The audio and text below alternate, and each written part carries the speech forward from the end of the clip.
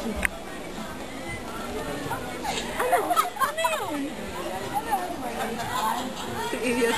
birthday, Sarah!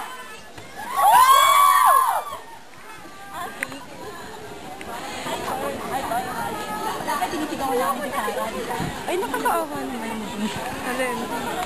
Ng cake. Pinakita ba yung cake? Pinakita ba yung cake? Hindi naman. Sayang naman yung sayang yung ang ganda. Thank you.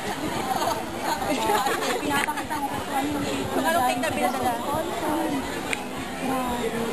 Hindi nyo man naman kayo. Cake din yun? Nadumihan na yun, hawak ni ate. Kasi nang nangawakan ba? Daming cupcake ko.